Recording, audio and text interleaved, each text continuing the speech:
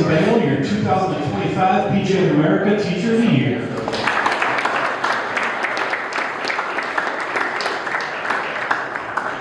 That doesn't get old, by the way, hearing that. Thank you very much. Thank you to the section for having me, your Member Services Committee. I know this is Scott's last day, but he's been a dream to work with. Thank you to Rapsodo and to OnForm. I do have a couple of other partners, gentlemen, that I do appreciate what y'all did for the section and sponsoring this, because we can't put these things on in different sections without companies like that supporting it. So I hope y'all certainly give them a look. If you aren't using the Launch Monitor technology or some type of teaching and coaching video, certainly two great companies. I'm going to ask a couple of favors, all right? It's late in the day. You guys have been an attentive audience. I'll try to do my best to entertain you and educate you as best I can. I'm in a tremendous amount of pain right now. I've got this thoracic outlet syndrome thing, and it is acted up when I travel. So I'm going to battle through and try to help y'all, but if y'all will bring some energy and try to help me across the finish line as well. In the middle of these presentations, there's kind of two things we're going to do. And in the middle, there's going to be a chance for some questions. If you have a question, please let's bring it up and discuss it at that time of the meeting when there's a rolling deal here. But I want to give you a couple of things. I did this in North Florida recently. There are some questions or some topics that you might not be thinking of right now that don't have anything to do with the golf swing or technique or coaching or any of that, but they may have to do with your culture or your business. So I'll give you a couple of ideas. If you want to know how awards work, if you want to know how magazine lists work, if you want to know how to talk to your employer, if you want to know how to negotiate with your employer, if you want to know anything about compensation, or building a coaching culture at your club or your facility, all right, any of those types of things are on the table, all right? I want to make sure in a diverse group like we have today, how many of you have been coaching less than 5 years? Like actually getting paid for it, okay? How many of you have been coaching for over 10 years? All right, over 20 years? Over 30 years? Okay, so we've got quite a group. I won't go any further than that, guys.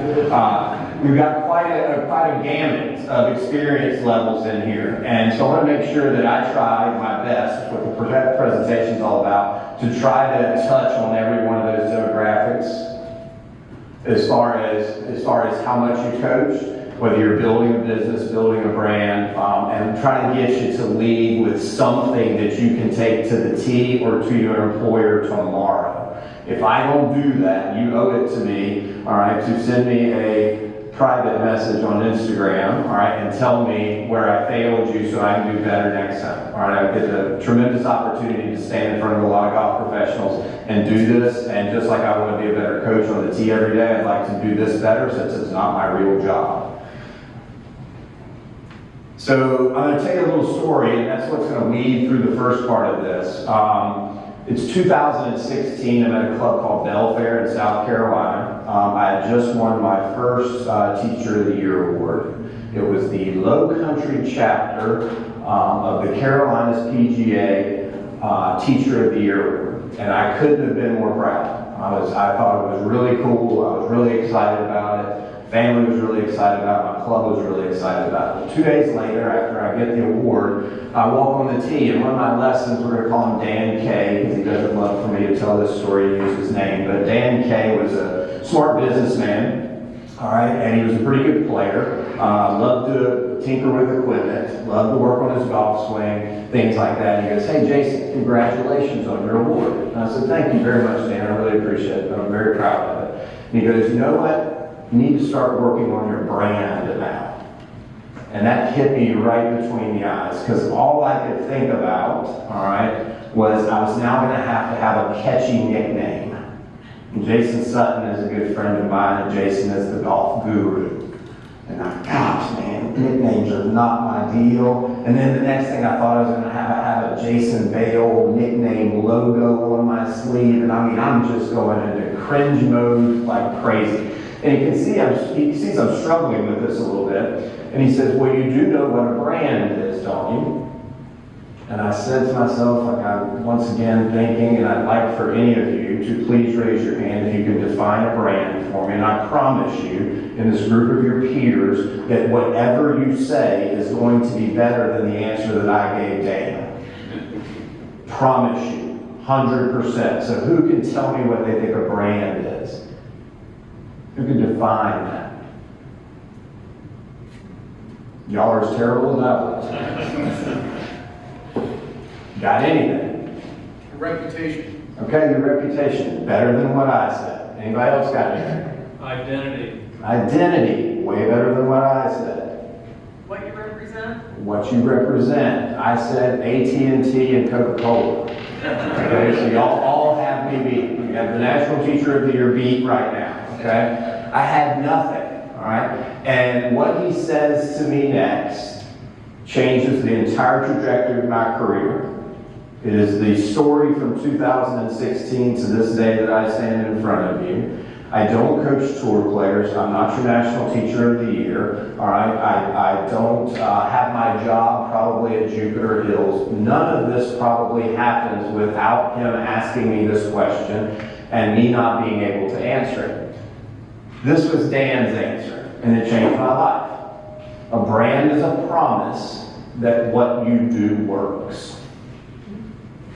Rapsodo has to create a brand that what they do works. On Form has to create a brand that what they do works. And I had to sit back and say to myself, what do I do and how do I know it works?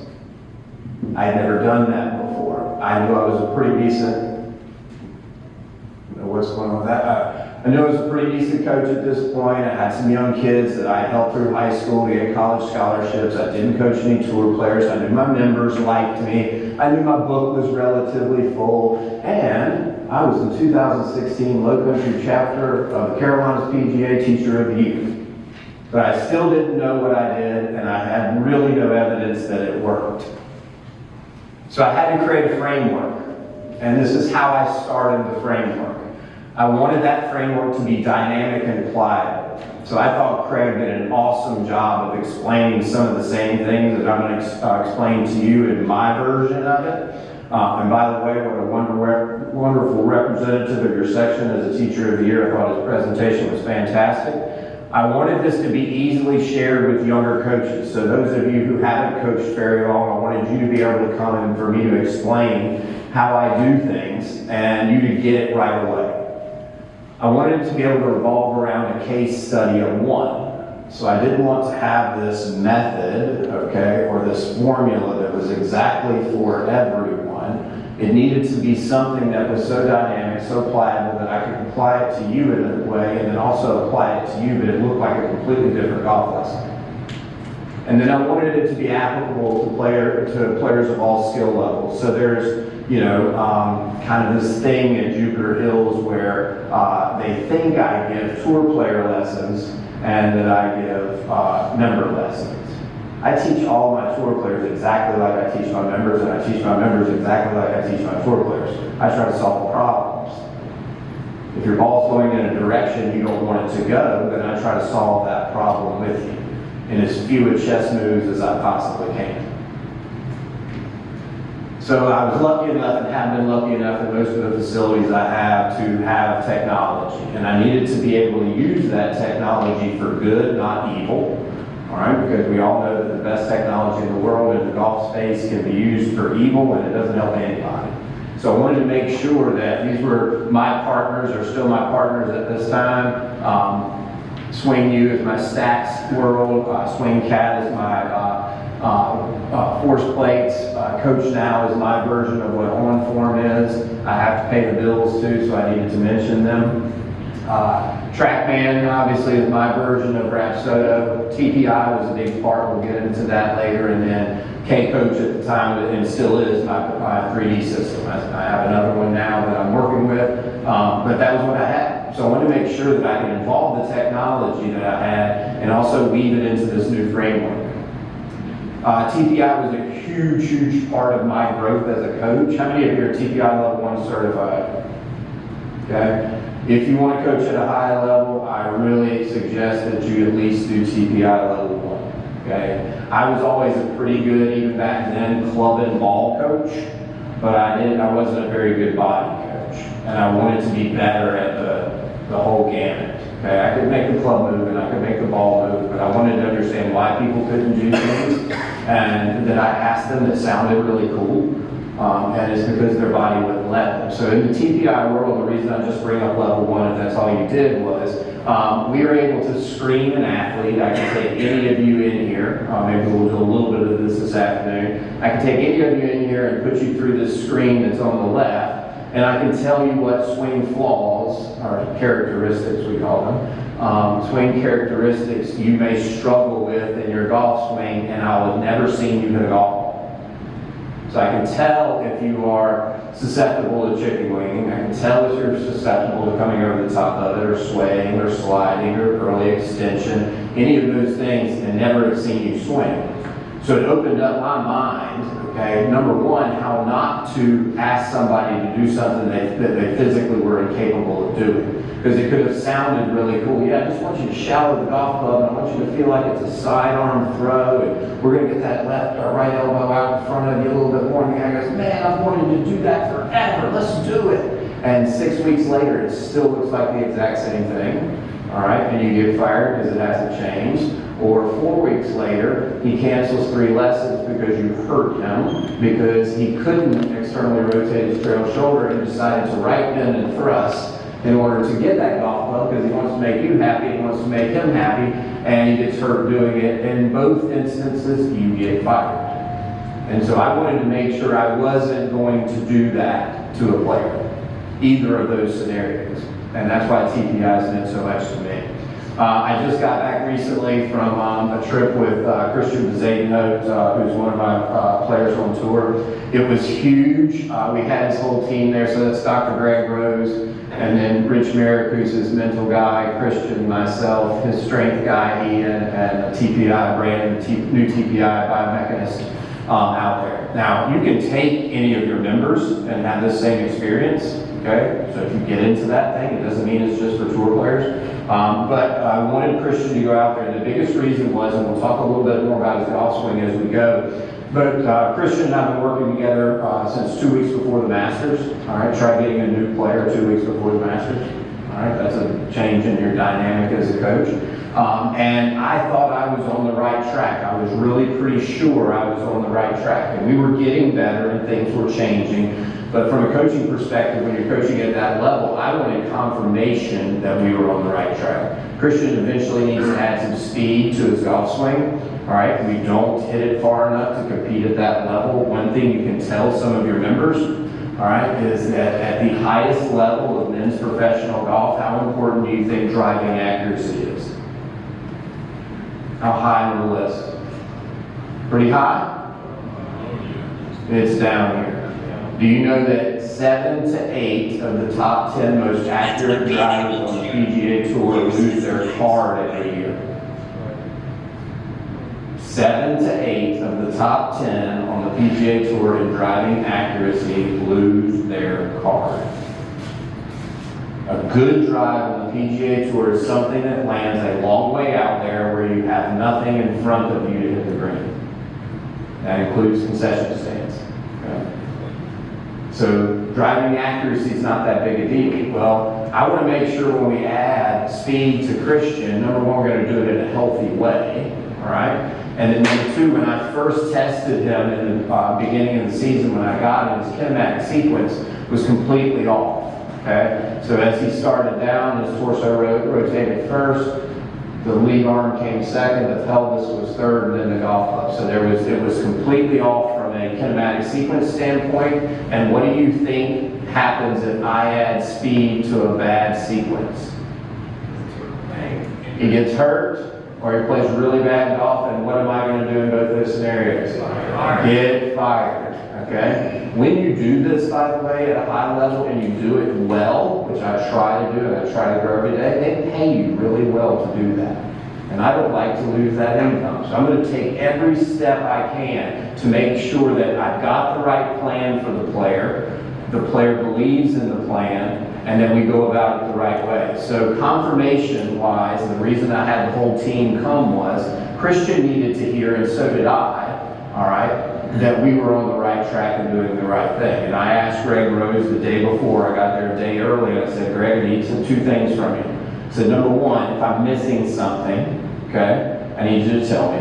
All right, and number two, if you need to play bad cop with anybody else on the team, that you're going to do that. And if anybody knows Greg, he's really good at playing bad cop, okay? So come to find out, 3D said that we had changed the sequence, 3D said that we had changed the forces and the pressure, 3D said that he was making all the biomechanical moves proper to do what we needed to do, and it came down to he wasn't strong enough in his core or his upper body to hit the ball farther, and then the second thing is he's not willing to take the governor off. So Greg asked him, what do you want to do? He said, I want to be the best player in the world. And Greg said, you got 3 years of working on your body to get there. You're doing the right things everywhere else, but we've got to double and triple down in the gym on what you're doing. And that was huge for the player to hear that yes, you are working on your golf swing the right way. Yes, your sequence is better. Yes, your forces and pressures are better. But you got to spend more time in the gym than you do standing there hitting golf balls, because you're already doing that really well. And that's a big part of why TPI has been so huge to me. So we evaluated Christian in different testing, like the screen. Then we did some big biomechanical things where we're looking at 3D.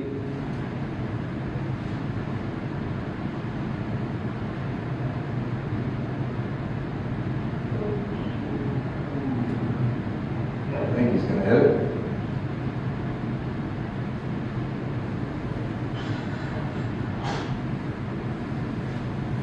And then this was just after that in Utah. So the week after this, we were in Utah at the tour event.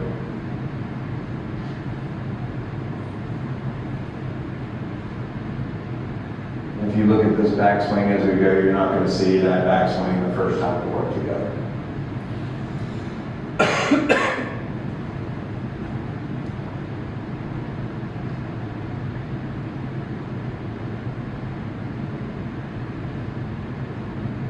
So when the President's Cup is played this year in 2026, if Christian's not on it, I will not have done my job and be eliminated, because he's a President's Cup player, and my goal is to have a guy on each team this year. So as I'm doing this, I'm trying to figure out, how do I add my launch monitor? How do I add my forces and pressures? How are all these things going to shape this model, but not define it, if that makes sense? I don't want to be a launch monitor coach. I don't want to be a force plate coach. I want them to be my scoreboards. All right, so I look at technology as scoreboards. Okay, if you come to a golf lesson and you're swinging 6 down and 6 left with your driver, and you leave swinging 2 down and 2 left, we're not winning the game yet, but we're catching up, right? And so I want to be able to measure that so I can tell the student that, yeah, hey, we got better today. All right, this is where we started and we got better. We're not where we want to be to hit that high towering draw, but we're better. And I want to be able to measure that anytime, so that's why the technology becomes a scoreboard. Because sometimes they're going to see someone in the same ball flight and think they're not getting better unless you've got some data where they started and where they are now to back it up.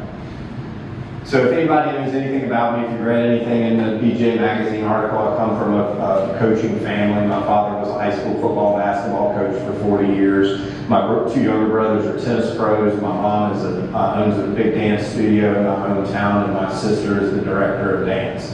So we're talking as a family, and I think environment matters both for you and your students, is that I see everything as play calling. I was at a dinner at our South Florida Teaching and Coaching Symposium recently, and a good friend of mine, Matt Wilson, who coached at Baltusrol, is now going to coach the Canadian national team again. He was like, I just don't understand, like football from this perspective. He's a football fan, he gets it, but from this perspective. And I said, well, let me tell you my perspective. I said, when I was a kid, all right, football game was on Friday night. On Saturday morning, all right, it's tradition that the coaches for the next 2 weeks would meet at some off the beaten path restaurant in Eastern North Carolina and exchanged films for the next week's game, so you could watch their film and they could watch you, and my dad would bribe me with pancakes to go with it. All right, so I'd go with him, I'd get my pancakes, they'd exchange some films, we'd come home, my dad would take the big picture off the living room wall and put the 8mm film in, and we would watch the film. And he would make me pick out the Mike linebacker and the Will linebacker and the Sam linebacker, and he'd make me say, where's the tight end here, and who pulled on this play. So I looked at it from that standpoint, and I look at golf the same way. I look at golf like, what plays am I going to call, and in what order am I going to call them? And I think if you play this game as a coach, all right, because you should be learning every single hour. How good a play caller can you be? How good can you get at guessing what's going to come next? If you ask the player to do A, all right, what are they probably going to do with B? And I think that's the art of coaching, at least in my view, is if you can start guessing what the player's going to react to. And then that comes down to, what are you going to get for free? Because you're going to get a lot of stuff for free from the player if you call the plays in the right order. So we'll go through a little bit about how to call plays in a minute, at least in my eyes, but we're looking for the stuff we can get for free. So this is how I look at things. And when we go outside and Scott's hitting golf balls, play this game with me, okay? So I only change golf swings for one of two reasons. I still travel as far as up the same amount, and I drop the handle's going to land on the ball. So the longer that the backswing handle goes, the less likely I am in those short shots to catch ball first. Does that make sense with anybody's mind? That's just one of those little things that I picked up along the years, and I actually had a tour player the other day who asked me for some help in the bunker, and sure enough, the handle was going way too far. And he had been told he was sliding into the bunker shots. Well, the slide was not the actual problem. That was him trying to find a low point further forward, because the handle traveled so far, the club was going to land too early, so he slid a little bit, kind of knee dropped to try to get the low point forward. He had been told that that was the issue. And that's why he never fixed it, because it wasn't really the issue. As long as the handle traveled that far, he was going to have to do something to counter that. And tour players, all players are compensators. And that's a great word. We put this bad tone on it, but it's a great word. Tour players are just master compensators. They're just better at compensating than we are and our members are. So I think if you look at it through the lens, try it, okay? What am I looking at? What's the ball flight? What's the player want? He hits a hook. He'd like to hit it straighter. All right. What do we probably know off this? He has a big hook. And just out of any of those, what do you think? Pass probably two in and out, right? Okay. I don't need TrackMan to tell me that. Okay. All right. It's helpful to prove to them, but I don't need it to tell me that if I see the ball curving quite a bit. All right. Where do we think if the club path's too in to out, okay, he wants to hit it straighter, all right, is he likely to be too steep or too shallow? Likely to err towards the too shallow side. What does he probably do in his golf game? Probably drives the ball pretty good, okay, probably hits his irons terrible. There's some clues in there. All right, so once again, going back to the framework, I'm trying to build this in my head with all that stuff I said first. So the first heading I came up with, and it'll probably be on my gravestone, is do you do the ordinary things extraordinarily well? Does your grip and club face match up? Are your alignments good? Is your torso and pelvic bends good? Is your torso and pelvic side bends good? Is your ball position good? And you're matched up with your grip? Okay, so stronger grips are going to square the club face a little earlier in the swing. They usually match up with deeper ball positions. Weaker grips square the club face later in the golf swing. They're usually going to match up better with more forward ball positions. Does that make sense? Okay, when you change your grip, when you change anybody's grip at your club, what do they tell you they're going to do? Hook it, right? Oh, I'm going to hook it from here. All right, just squares the club face there. They've been flashing it so fast. Okay, when they've had it so weak that the first couple do go left, and then you teach them to understand why. And then I want to know about foot flare, okay, just in general from a body movement standpoint. So I'm going, like, when we go outside and we're looking at Scott, I'm showing you right now how I'm going to look at Scott. This is where I'm going first. And it's going to be my first play call because I dare you to find, okay, any of your players that don't do something ordinary, not extraordinarily well. And I like to start the lesson that way. So if I watch somebody hit 6, 7 irons while we're talking and they're warming up, I'm going through this and I'm deciding what first play call, because when I call my first play, I'm looking for a dive right and 3 yards. I'm not looking for a double flea flipper. All right? I want to make sure that the first time I open my mouth, it's almost irrefutable. All right? They're going to go, damn, bro, I didn't even know I was doing that. All right, so I'm looking at alignment, I'm looking at the grip and club face matchup, all those little things, because if I can call a good first play, I just bought some equity within that time. This guy or girl is going to go, okay, yeah, hey, I think we'll work on that for just a second. Let's get really comfortable with that. All right, now if you call a good first play, you get the rest of the time they're working on it to sit back and go, what's my second play call? And what did I get for free? Did the ball start in a different direction? Did it curve different? Did the path change when I lined them up differently? If I just moved their grip or matched their club face up, what occurred? That's going to lead me to my second play call. And then what did I get for free? And I always like to have the video running with that, because there's a lot of times you get some video stuff for free that you can show. Or there's a lot of times that you get some path-to-face type stuff on a watch monitor that you can show. Man, you were swinging well to the left. You cut that in half already. Now, what did we do again? Oh man, you just changed my alignment. I know, and you just changed the club path 4 degrees.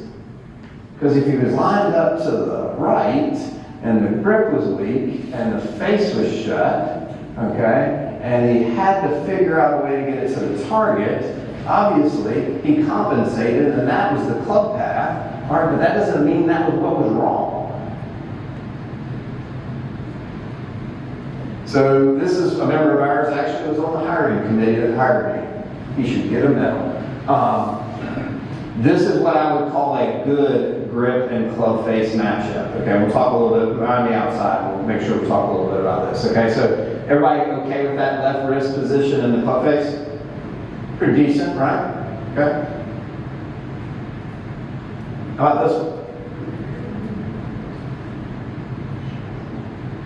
Does that left wrist match that club face? How about that one again? Kind of same backswing, right? 2 different members, very similar backswings. So what's he done wrong? He's gripped it closed. So when he put his hands on it, the face was actually closed. He could have a perfect grip, okay? But put his hands on there, oriented to the face wrong, makes the same backswing, and now we've got a shut face. So do I add extension to his left wrist, or do I just put it in his hands differently? Keep his same grip and spin the grip a little bit to match it up. That one, right? Right? We get better faster that way, and it's irrefutable when I show you the test outside. It's not very scientific, I just made it up, but it seems to be working. Second heading, and some of my high-level coach buddies hate my headings, but they're just easy to remember. So first one was, do you do the ordinary things extraordinarily well? That's all the pre-swing stuff. Okay? That includes concept as well. What do you think makes this ball fly a certain way? Second one is the club swing on plane. I hate it just as bad as John Tattersall hates it when we talk about it, but it's an easy way to explain it. All right, we know when the club's on plane and when the club's off plane, even though we could have all of this and we give 62 different answers in here, right? But we all know when it's bad. Bad enough that they can't functionally hit the shot they want to hit. So there we're looking at trail hand grip and how that matches up with the takeaway. Is the player kind of real strong with the right hand? That's going to make the club go this way. Okay, are they kind of neutralish with the right hand? That's going to make the golf club go that way. Are they strong or weak with the right hand? That's going to make the golf club go that way. How much of that do I need to mess with? how much is worth it to get it to a certain spot. I'm looking at their wrist angles and how they match up with their release pattern. Do they roll the shaft quite a bit? Nothing wrong with that. Hall of Fame's full of those guys. Do they corner it this way? Nothing wrong with that. Hall of Fame's full of those guys. Okay, so what's their natural release pattern, and how do I match up a plane that's going to enhance that? And then wingspan versus height. So anybody done any of Mike Adams stuff? By swing dynamics? Okay, I'm a big Mike Adams fan. I've done a lot of this stuff, looking at it, just kind of testing it within my own model. This is the one thing that I've had the most success with. I do really kind of, after testing it out, all the other stuff, this is the one thing I do kind of add to my framework, okay, because I've had success with it. So Mike's test is wingspan. Okay, I'm about just a hair over 6 feet tall, but my wingspan's 6'2" .5". Okay, so my arms are longer than I am tall. All right, so that would mean I'm going to play best with my lead arm above my shoulder plane in the backswing. This is going to hurt my TOS, but it's for science. All right, and then matched up height. So if I was 6 feet, my wingspan was 6 feet, probably going to play best with my lead arm on my shoulder plane. And then if my arms are shorter than I am tall, Matt Kuchar, just a little lower. So if you said Justin Thomas's backswing, longer than he is tall. Rory's basically on his shoulder. He's symmetrical. Matt Kuchar, even as a tall guy, short arms, lower swing plane with his left arm. So I have found that. If any of you follow me on Instagram, I coach a player on the Asian Tour, Dominic Fuchs, the German kid, beautiful golf swing. He was on his shoulder plane when I first got him, no card, no anything. His arms are longer than he is tall. He hated the way his left arm looked going through the ball. I don't care that much about it. He didn't like it as much. All right, but he was playing on such a low swing plane, given how long his arms were, that he didn't have room. And so once he got his arms up a little bit, he started to have room, left arm straightened out, and he felt better aesthetically. And he played better, and he just won 2 weeks ago. The picture on the right, is he at the very top of his backswing or at the very end? Mm-hmm. With him? Is the guy on the left just more flexible? They're the same guy. Same guy. Mm-hmm. So this guy didn't drive the ball very well. He was a mini tour player trying to play, and he didn't drive it very well. He tended to have that, it's not the worst look in the world left. If he drove it well, it never changed it. But what he tended to do, like most players tend to do when they get it there and the club gets a little off balance, it's going to pull down steep, and we're going to get a high right hip, the late shallow it, twist the face, and it's a really good way to hit it quickly. Okay. Yeah, so we just cleaned up wrist angles at the top. He had a little bit of extra work on the trail arm to get it in that position so the club would get down in front of it a little earlier. Yeah, same guy, not the same day. So we'll run through these pretty quick. This is one of our members, because remember, like I hope if anybody knows my background, on Monday, Tuesday, Wednesday, I get to coach the best players in the world. I sit up on the PGA Tour. 2 of them on live, and another one soon to be coming on the LPGA Tour back. But and then I fly home on Wednesday night, and I teach the same people y'all teach. Okay, so I live in both worlds. I got members that I teach just like you guys do. I just get the opportunity to have a part-time job with some of the best players in the world. So this would be just a quick example of, if we want to hit a draw, this is probably not the best way to do it. Okay, this is actually one of my assistant students. So he makes a change. Get this golf club a little bit more on plane in the backswing. And the downswing changes. That was the same day. Third heading, so what we got? Say it with me. Do you do the ordinary things extraordinarily well? What's the second heading? Does the club swing on plane? Now we're into the third. Does the body rotate in posture? John Tattersall is a very good friend of mine, and he hates that. The body does not rotate in posture. Okay, it doesn't. All right, but it's an easy way of saying you can't do this, okay, and you can't do this and effectively play golf. Okay, it's not supposed to rotate in posture. All right, but it's an easy way to explain it to younger coaches, right? As long as you disclaim it with the body doesn't actually rotate in posture. All right, so I'm looking for how does the lower body pivot work? I'm looking for how does the upper body pivot work? I'm looking for, do they have a flatter shoulder plane? Do they have a steeper shoulder plane? What's going to enhance that ball flight? And then their pressure loads and shifts. So how do they load into their trail leg? At what point do they load into their lead leg? Does anything back up? Does anything get too early, too quick? Does anything stay too long in a certain situation? Okay. So this is at Jupiter Hills, because we're a seasonal type club, we get sons and grandsons and granddaughters a lot. I'm really happy this one didn't land on my lesson book, and I thought my assistant did an excellent job. Remember the Big 12 swing characteristics? We can't have all 12 because you can't be in C posture and S posture at the same time, but I think he's got the other 11, like all in the same swing, okay?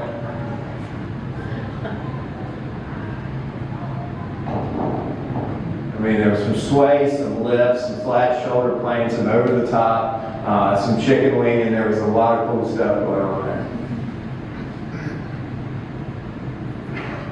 Reverse spines in there. So this was a couple of days later after working with Ben a little bit, and it's not the Mona Lisa, but it's better, right? Some people just shouldn't have goggles. All right, fourth heading. Are we coaching you to score? I think this is the one we leave off the most. We try to be really good technicians. All right, and so I like saying tactical intelligence. Sounds way better than course management. Okay, I say things like weapons checks and tactical intelligence because it sounds cool, especially to the kids. How tactically intelligent are you? But we want to make sure, like from that standpoint, that it's not all about the technique of the golf swing. It's are we coaching you to actually shoot lower scores? All right, and how are we going to do that? So that comes into the practice plans and tactical intelligence with some of our competitive players that are not on tours. It's course mapping and planning, and how are we using the data that we're getting from Swing U to create those practice plans and to create that course mapping and planning for a golf tournament. So, into the first part of what we're going to do. All right, what is the brain? Promise that what you do works. Promise that what you do works, right? And I always have to put this disclaimer here because when I first put this presentation together a while back, I said, yeah, it'd be good if I put some success stories up there.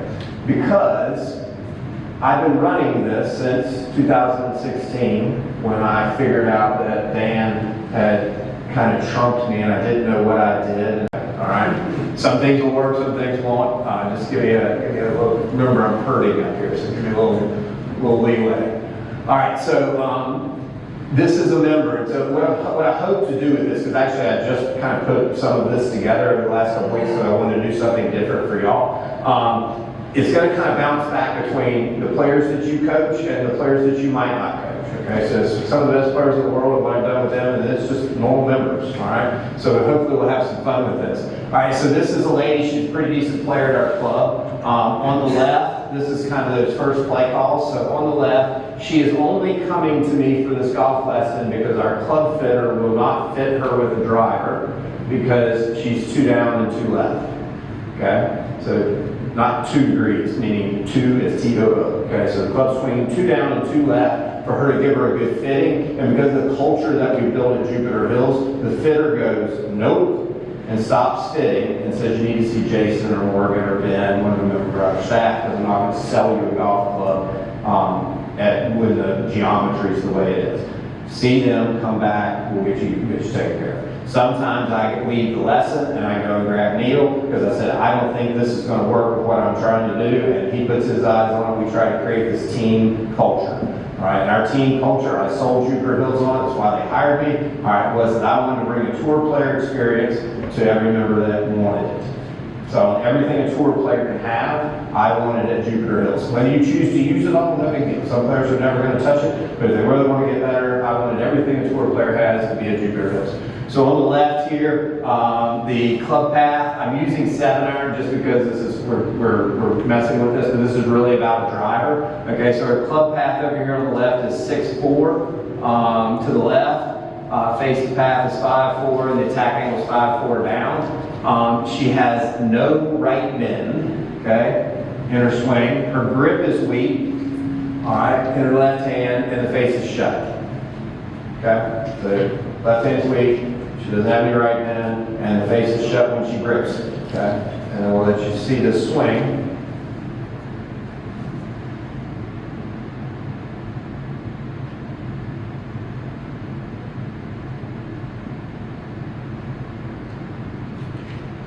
So on the other side, I add right bend. All right, at address. Everybody know what that means? So I call it surfing. So I just got 55% of the pressure to shift to the left foot, left hip higher than right, strengthen the grip a little bit, square the face. And this is what I mean by getting stuff for free. How good that backswing change? This was in 2 swings from that one. Do you find changing that side bend, changing the grip without trying? What's that? Do you find changing side bend, changing the grip without trying to change the grip? Yes. And so match them up, okay? And then you get this completely, this is what I mean by getting this for free. I never said a word about the top or backswing. I never said a word about how the club should move down, all right? I just put her in a position and got all that for free. All right, so the numbers on the right side of the screen was attack angle is 1 down, okay, remember we're after driver, all right, and the club path went to 0.02 to the right, all right? Impact gets better, it's not as flippy. All right, 2 swings, because we made the right play call to begin with. Okay, strengthen your grip a little bit, square the face. All right, let's get it. What's that? You did strengthen her grip. Just left hand, just a little bit. Yep. But that can change the grip from the side bend. I actually had her do this. So this is one of my tricks for getting in there. I asked her to make a little bit of a right hand turn. Okay, with her steering wheel. All right, left hip up, and now just put your hands on there the way that happened. But I thought that's to me the magic of getting stuff for free. So all of those play calls were in which heading? Do you do the ordinary things extraordinarily well? And we completely changed in 2 swings the way the club went to the top, okay? The way the club came down, and the geometry changed. Now it's, go get your club tape. This is a Korn Ferry PGA Tour player, Brandon Matthews, one of the longest players in golf. Got hurt. These are kind of the ones I usually get. Sometimes the ones that are getting hurt or are hurt, and then I try to save them, and then they have to get surgery if I can't save them, and then I rebuild them.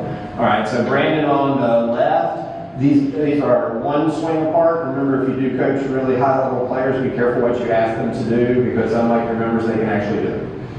All right, and they'll do it really quickly, okay? So to preface this, if you're not familiar with swing cap, this is his pressure trace, okay? So he's gonna load up, he's gonna go forward, he's gonna stop, he's gonna loop back around, he's gonna go backwards, then he's gonna go forward again, all right? And then over here, on this side, he's just gonna go back and he's gonna go forward, all right? So back injury due to reverse spine at the top when I first got him. So the top of the spine was closer to the target than the bottom of the spine. On the way down, rock and roll, right knee, crunch, crunch, crunch.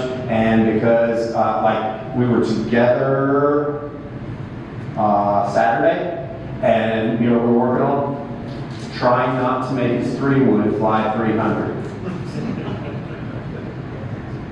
Now, luckily that was club day, not me, okay? All right, but he literally was flying his 3-wood too far, and so we got to gear back. I don't need a 300-yard 3-wood. Okay, this guy, like cruising, carries it 345. Like cruising, like no effort at all.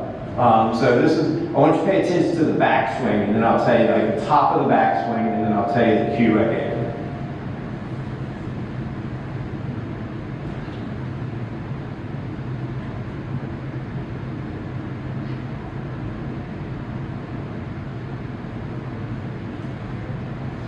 Okay, it's not a tour level top of the backswing to me.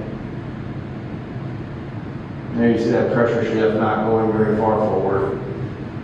So the cue was from left to right, 1 swing. can you make your downswing happen sooner? Okay, so I don't like that. There's too much club runoff. I don't think he has really good control of the face at that point. See how flat-footed he was there to hit it? Next swing, can you make the downswing happen sooner?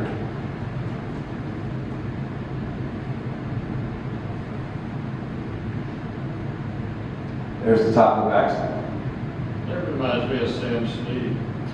The time he hit the ball, his right foot is still implanted on the, Mm-hmm. he never, Is that a cleaned up top? That's a tour player top, right? yeah. Okay? But the deal was he needed to make the shift, and this is, can you just make the downswing happen sooner? What did I get for free? Freaking awesome backswing. I've been working for he'd been working hard for 3 weeks. I've been out there, yeah, we need to do this, we need to do that, and I got that for free. And that to me is the cool part of learning and growing as a coach. I didn't know what I'd get for free. I figured I'd get something. I didn't know I'd get it that good. Instead of having to spend all that time working on the top of the backswing and posing it and having a training aid and putting a pro center on it. I love it. I love pro center. It's a joke on tour. Anytime there's a problem, I'll just put a pro center on. So I thought that was really cool because literally one swing, one cue, what did we get for free? Different pressure chip. We got a top of the backswing and a pressure trace that's completely different in one swing. How much equity do you think I bought in one swing with him? A bunch. Still coaching to this day. All right, so here's two of my favorites. Okay, so if anybody thinks I have a method, okay, other than a framework, you don't know who I coach. All right, so this is Hayden Buckley on the right. This is Ryan Gerard on the left. All right, both have PGA Tour cards. One better get his act together. He's not going to have one for long the rest of the year. All right, one of them has a win. He's going to play at the Masters. Okay, all right. I think, if I'm not mistaken, help prove me wrong, that I have the two most opposite backswings or takeaways on the PGA Tour. So there's no way that I have too much of a cookie cutter model, right? Because Hayden Buckley literally picks it up and then takes it over there, all right? And Ryan Gerard rips it in, all right? And then that's what they look like at the top. Eerily similar, right? Two different ways. I'd be a dumb coach if I tried to change too much of that. There's a worry on one of those that I'm going to have to adjust something because I'm worried about injury, okay? All right, but very steep shoulder planes, very low left arms. I think Ryan's is almost the lowest on the PGA Tour right now, but really good players. All right, I'm going to skip this whole thing. I'm sorry because it's got the 10-minute warning. I want to get to a couple of these ending things. This is me going through a lesson. It would just take a little long, but let's go through this one part right here. All right, so she's a college player at Florida Gulf Coast. I do teach her a little bit, not very often. I mean, she kind of has to come across the coast, but she's a great girl. All right, go back to too steep, too shallow. Club path 2 out to in or 2 in to out, all right? And then face 2 open or closed and impact in order to hit the shot they require. She wants to hit a draw, all right? She is complaining of thin right shots, okay? Toe contact, a loss of distance with irons, the occasional shank. Ooh, outlier here, right? Toe contact, occasional shank. Okay? And then driver, not too bad. Anybody got to guess where they're going first? Any clue up here tell you one thing? Give me one. Give me one. Give me a in to out, shallow, closed, open, anything, and then tell me which one of those things took your eye to it. If you want to be, you young coaches, okay, you less than 5-year coaches, if you want to be good at your freaking job, okay, you need to know this. I don't blame you for not sticking your hand up, but you need to know this. 2 in out. What do you got? 2 in out. 2 into out. Why, Derek? And which one stuck out to you? Thin right shots when it's on the ground, it's driving good. Damn right. There was your clue right there. Thin right shots on the ground. All right, but hits the driver pretty good. Okay? 2 in to out. Closed face. Okay? Closed face. Okay? What brought you to that? Toe contact. Okay? Toe contact. All right. How about she just gripped it closed? You're 100% right, but yes, toe contact. Why did she hit the shank? Okay. She hit the shank, okay, because you're trying to get it out of the toe in right bend, okay, and the path's 2 in to out, so she hit the shank because of that. All right. So we got 2 in to out. We got face too closed at impact. All right. Too steep or too shallow? Too shallow. Okay? So everything that we did was based off of that. But I call this my dinner party thing. You should be able to, even though we don't like to do it because we like to drink a beer or a glass of wine in peace sometimes at a dinner party, but you should be able to solve everybody's golf swing without watching them swing at a dinner party if you ask the right questions. So, how's your driver in relation to your irons? Dude, my irons are great. I can't hit the driver at all. Okay, what's the driver do? It's always kind of low and peely. Okay? Too steep or too shallow? Too steep. Hits his irons okay. Peely driver is too steep. Okay? So, kind of does it start out left and go right? Or does it start out right and go right? Oh, it starts out left and goes right. What have we done? Face is too close and pass too out there. Done. Here, look right on the back of your napkin. A couple of things I want you to do. Okay? And get your wallet out while I do it. All right, so we'll fast forward through these anyway. Sorry we didn't get to that.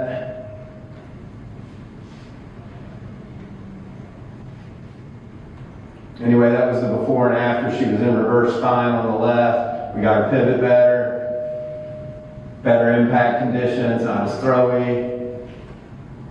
This is Lucas, us hanging in there. So we get him to a cue for Lucas, which he and I actually have an actual playbook.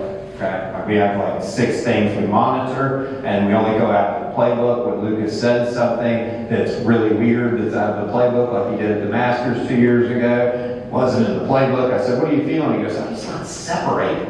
Never heard Lucas Butler tell me about separating in my life. Okay, but because it was different, we had to talk about it. All right, and we kind of came to a conclusion on what it was and how we wanted to feel it. So we always talk about cascading left with Lucas. Lucas, big torso, has a lot of shallowing in his golf swing, great wrist angles. All right, and I always want him to cascade left and make sure he gets his left shoulder over. When we first started working together, really under the plane and behind, and the torso would fall back. So.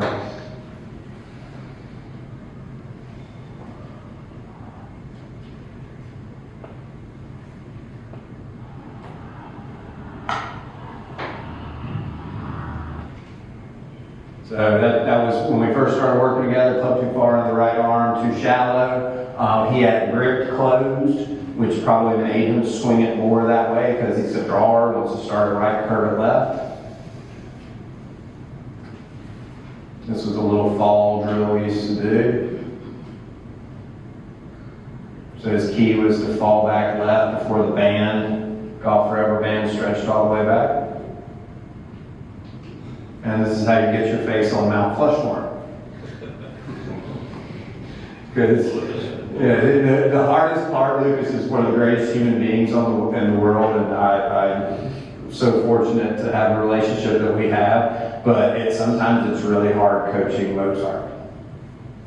He is really good at hitting a golf ball, and you would buy every one of the ones he doesn't like. You would put them in your bag tomorrow. So sometimes I have to really be on my A game because he hits it really good and doesn't like some of them. So you've really got to be paying attention. Real quick, this is the day 2 of the putter change.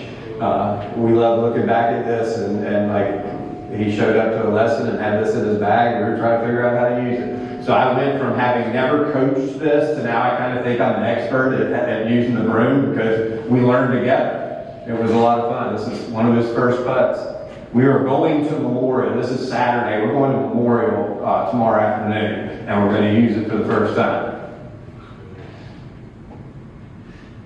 But then you fast forward 2 months, and all those scores that you saw, came out of the work we had done on swing, and we got 2 dubs out of it. All right, I'm going to flip through Pete real quick, because I got 2 more little things, and then we'll go. This is obviously, I try, if it plays, sound-wise, I'll try not to cry, but we're not going to get it. So he's on NBC, and after the first win in Greensboro, talking about struggling with the putter, and then thanking Faxon and I and Lance Gill, and like being there to sit there with my family, watching Seal and Lucas, 2 kids right there, and Krista at home. I mean, that's one of the coolest rewards I think I'll ever get, was just caring about a human being as a human being as much as I care about him, and then watching him do what he did those 2 weeks. All right, we're going to go through these pretty quickly.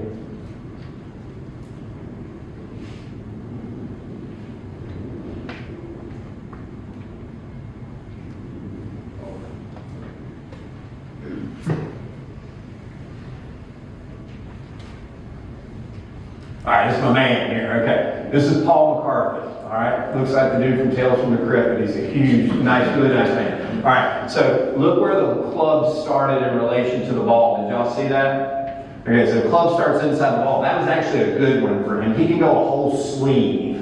All right, a whole sleeve inside the ball. All right, and he complains about his backswing. Okay, he complains that he doesn't get his fairway off the ground. All right, so I made him on this one. Here's the cue. All right, I said you have to put your club behind the ball, or I'm not letting you swing. So he puts the club behind the ball, and the cue was show me your armpits in the backswing. And look what we got. Now the funny thing was, when I showed it to him on video, I thought he was going to be really happy. Okay, because he got it up. All right, because he gets it up there to the top. Okay, and I show him this, and I said he's going to love it. Looks like freaking Johnny Miller up there or something. Okay. And he swings 2 in to out, 2 shallow. Obviously, I got to give him some steepener. I said, stand with it behind the golf ball and show me your armpits, okay? And I get this out of him, okay? When he actually hits a shot. And I said, what do you think of that? And he goes, yeah, sir. I mean, that looks really good. Well, I'm not coiled. Surprisingly, I love you, baby, but it's been a long time since you were coiled.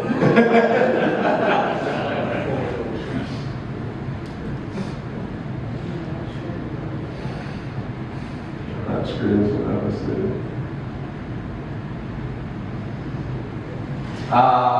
PGA professional that came to see me wanted to work on his wedges.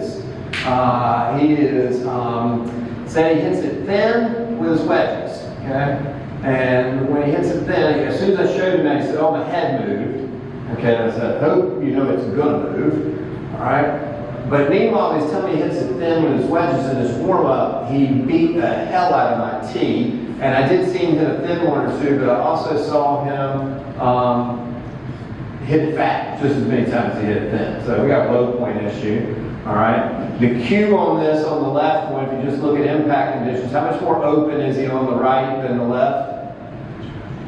Quite a bit, right? Okay. The cue was I had him stand there, and I didn't tell him, but I had him cross his arms across his chest, and I said, start it down. And on the mat there, I said, don't fall over the edge of the skyscraper. And the first time he came down, I pushed him right here and pushed him over. Okay, and I said, now you know it's coming. Okay, the next time I did it, I went to push him, and he stuck his butt back. Pushed him over even easier.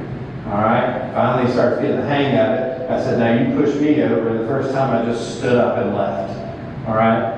And so we worked on standing up and left, all right, so that he had room for the radius to line up. And the free stuff we got was, he got more open, all right? And his head wasn't turned to the right so much, if you saw any of that.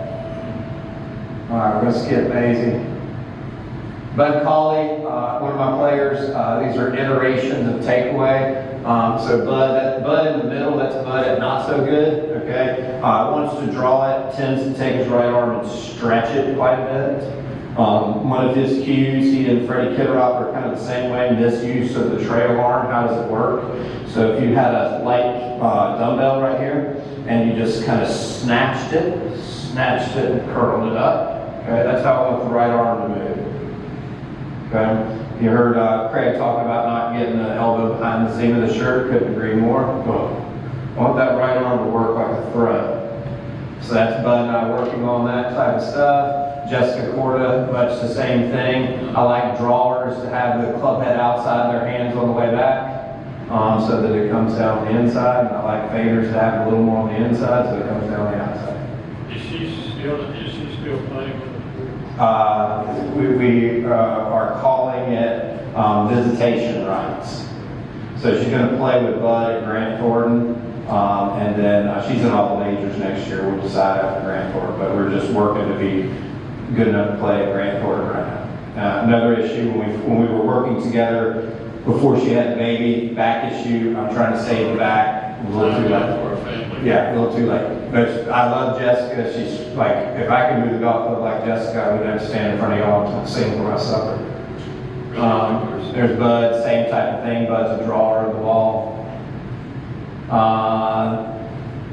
I had a video of this, but I thought this was a really cool one for you guys. So this kid right here, PGA assistant professional down in Florida. All right, took it back. He's left-handed, but took it back, out to the ball, out to the ball, out to the ball, out to the ball, on the way down, back, gets stuck on his trail side. Said, I think my problem is my club's coming down too steep. I said, I would agree. But if you go like this, I don't know which way it can come down, all right? So I just put the still of him at impact here, and here's a little drill we did. He's got a slider under his trail foot to get him to use the ground a little differently.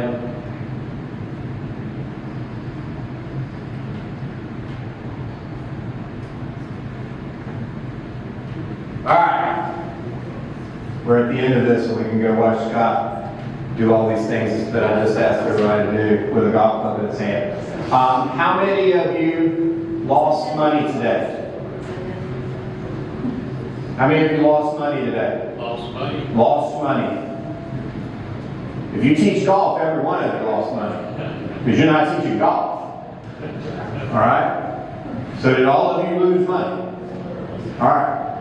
The biggest gift that I hope this huge honor that I am so proud to have gives me is a bigger soapbox. Because I want to change the way we are looked at. All right? Please, if you are a GM, chef, superintendent, head professional, or director of golf, do not hold this against me. I'm talking as a coach to other coaches. All right? If the chef at your club had a culinary conference, did they lose money coming to it? No. They don't get paid how many hamburgers they sell. All right? Was a superintendent going to an agronomy conference like we are here as coaches, would they lose money? Head professional? No, not necessarily. We're talking, y'all are teachers and coaches, that's why you're here. There's a couple of you here who just want points, you can close your ears. Okay? All right. The GMs, the CMAA has a general managers conference, and everybody goes. Did they lose any money?